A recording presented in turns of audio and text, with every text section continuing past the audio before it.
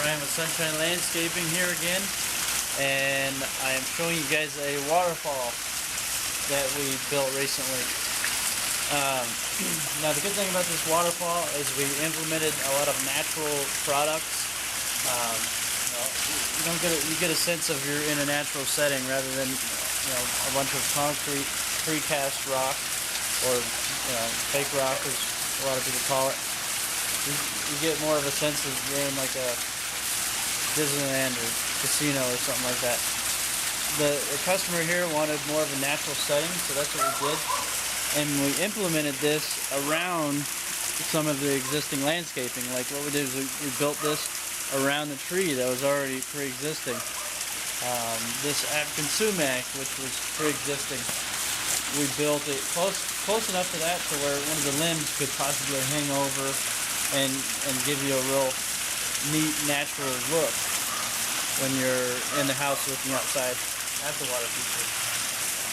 And also, to kind of give it more of a natural feel, we built these ponds or little spillways within the waterfall that kind of fill up and naturally spill over into the pond.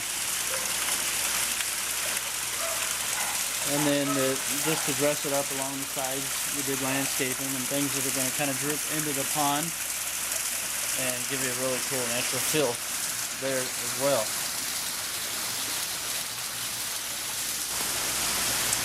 Alright, some struggles we had on this particular project was we had height constraints. Now we can't go above the block wall with our waterfall. Like you see over here in the waterfall, we're about a foot lower than the wall. Now,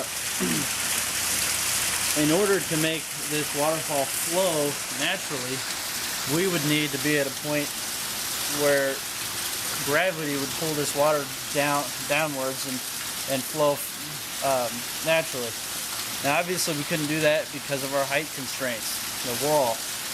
So what we had to do was kind of lower this side of the waterfall and pond, and then we had to build our own little.